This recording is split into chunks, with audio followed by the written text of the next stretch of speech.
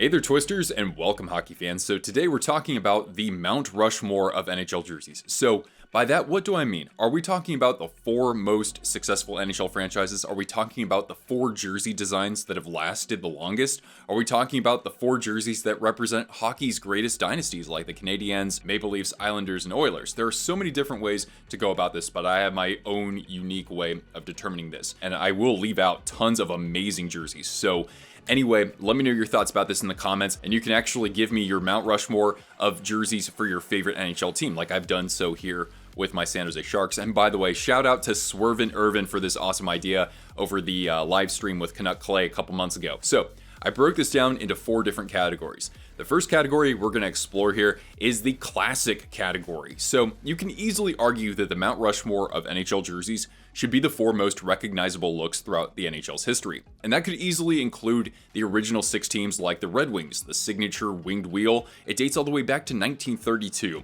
The New York Rangers blue or even the white wordmark jersey. The blue dates back to 1926 and the white since 1951, largely unchanged since then. You also have the Blackhawks, the classic red jersey, pretty much the same since the original 6 era, or some version of the Maple Leafs or Bruins jerseys, although their logos and jersey modifications over the decades have been more significant. But the jersey that best represents the early decades of the NHL belongs to the Montreal Canadiens, and I've chosen their red sweater.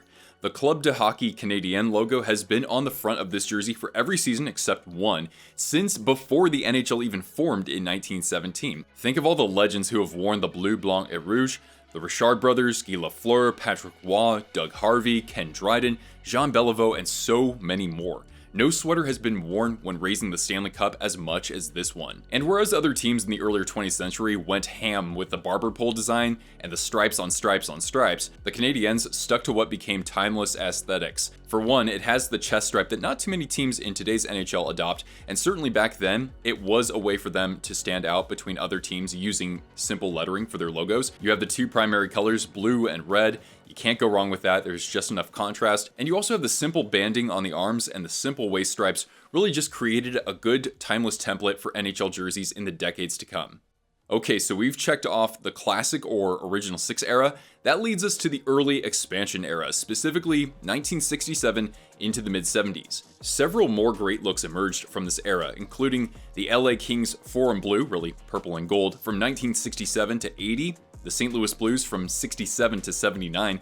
Don't forget they made the Stanley Cup final out of the Western Division for the first 3 years of existence. You had the Buffalo Sabres, what I call the French Connection, royal and gold jersey from 1970 to 76, and it's kind of used today. You also have the New York Islanders white jerseys worn from 1972 to 95, including during their 4 consecutive Stanley Cup runs in the 80s. And with that, I boiled it down to 2 jerseys. I thought about the Penguins, the black and gold jersey from the 80s, and also what's currently worn today. Mario Lemieux, Jaromir Jagr, Sidney Crosby, Evgeny Malkin, they all wore this jersey on their Stanley Cup runs. But because the Penguins changed up their look quite a bit, including during their 2-tone blue days of the 60s and 70s, I couldn't quite justify it. And I'm probably about to be banned from PPG Paints Arena because the jersey that says it all about this era comes from the Philadelphia Flyers. The Flyers were the NHL's best expansion team throughout the 70s when they became the first newcomer to win the Stanley Cup. They actually won back-to-back cups and frequently challenged for a championship throughout the 80s. This was the first orange NHL jersey with lasting power. The Quakers and the Pittsburgh Pirates were very short-lived, though other newer teams like the Oilers, Islanders, and Canucks incorporated orange into their schemes. Apologies for the pronunciation here, but Sam Ciccone designed the iconic logo and jersey, going with a motif of speed and motion. The logo has largely remained unchanged. It's a stylized P with wings and an orange dot to symbolize a hockey puck. It's simple but distinct.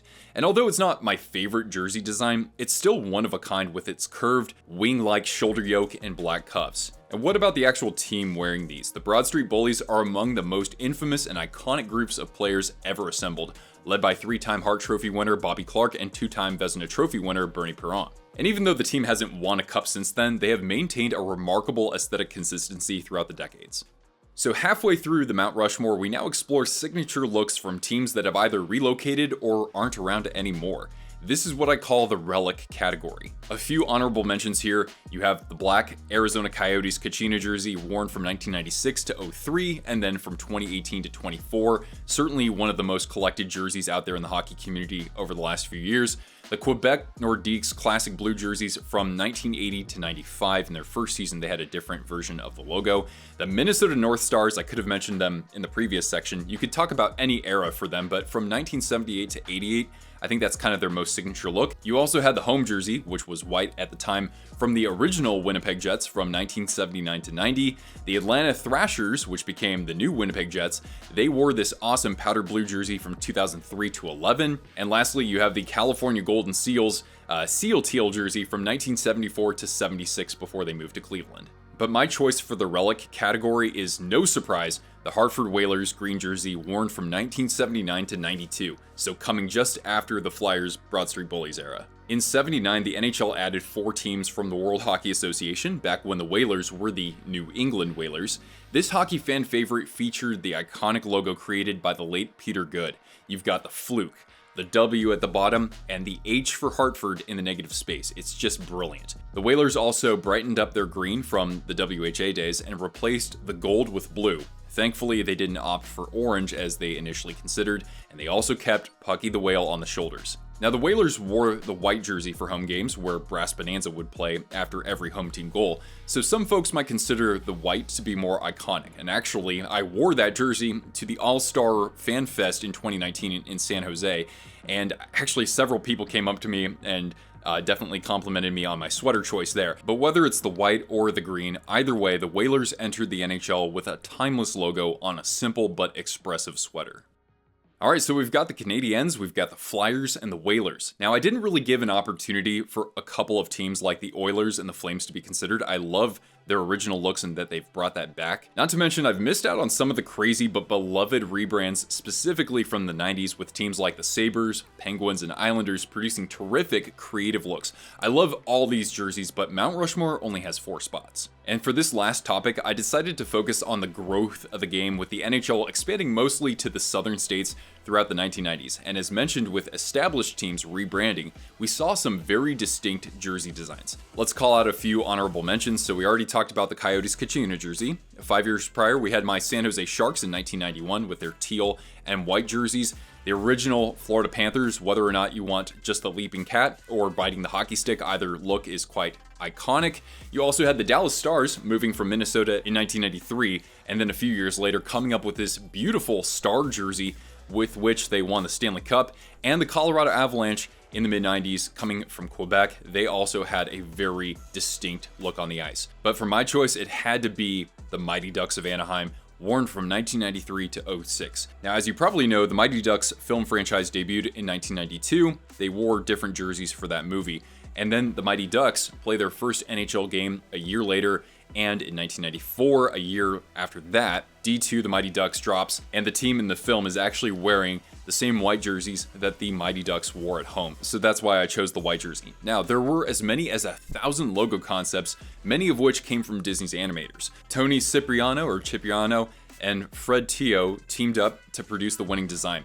You gotta love the goalie mask in the logo. That gives it so much character and personality. You have the striking diagonal lines. You have the eggplant and jade color. It was originally burgundy, by the way. But those colors, a little reminiscent of the Charlotte Hornets and, of course, of just jerseys in the 80s and through the 90s as well. As Michael Eisner, former Disney CEO, said, quote, "We goofy-ized Jason from Friday the 13th. We wanted something between Disney-esque and hockey mean. Not too light, not too silly." Now, the Mighty Ducks merch outsold every North American sports team in the franchise's first season. It certainly helped having Mighty Ducks merch in the Disney stores nationwide. There were 225 of them at one point. But in the mid-2000s, when Disney sold the team, the Mighty Ducks rebranded to just the Anaheim Ducks, and their look could never measure up. However, that classic logo returned as part of an alternate jersey in 2015 in the current color scheme, and almost a decade later, it became the basis for the team's new uniforms, unifying an iconic brand with the Orange County identity. Alright, well now I'll jump into a few viewer submissions here, and you guys can let me know your thoughts on my Mount Rushmore in the comments down below. You can also let me know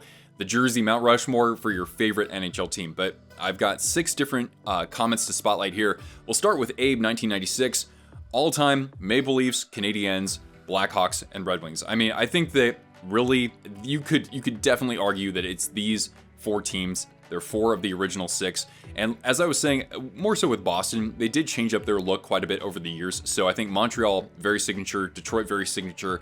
Chicago, since the mid-50s, that's basically been the same look they've gone with. And the Maple Leafs, it kind of depends on what era you want to talk about, but I think that's an overall great grouping of jerseys. This is a really fun one from IceWire. You got the Mighty Ducks Wild Wing, that could certainly be on my list too.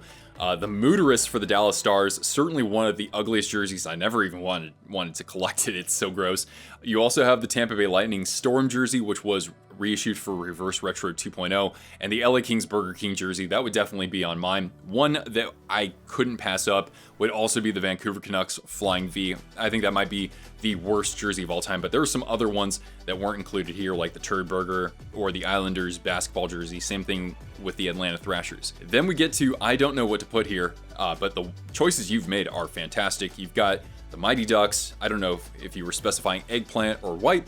You've got the Rangers Statue of Liberty alternate jersey in white. It was only worn in white for 1 year. I think it was Gretzky's last year in the NHL.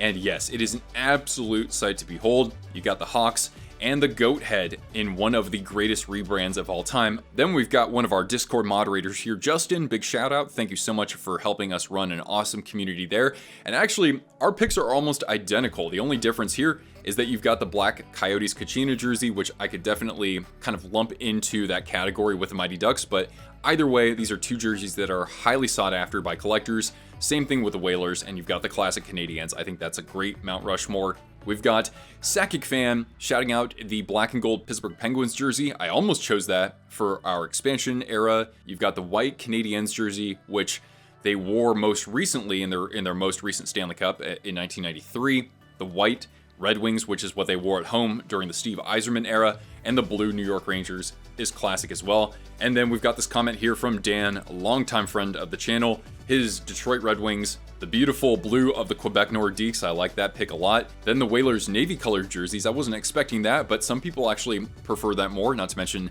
that's what they wore in their final few seasons. And the Blackhawks white jersey, which is certainly one of the better white jerseys out there. And that's going to do it for this one, guys. What other topics should I cover on this channel? You let me know down in the comments down below, and stick around for more content on the NHL's history. And that certainly includes jerseys and logos. Thanks so much for watching. Make sure if you haven't already, check out our video on the most iconic NHL jerseys of all time. And I'll see you around for another video just like this one. Thank you so much for tuning in, Twisters. I'm Nick, and I'll catch you later. Have a great day.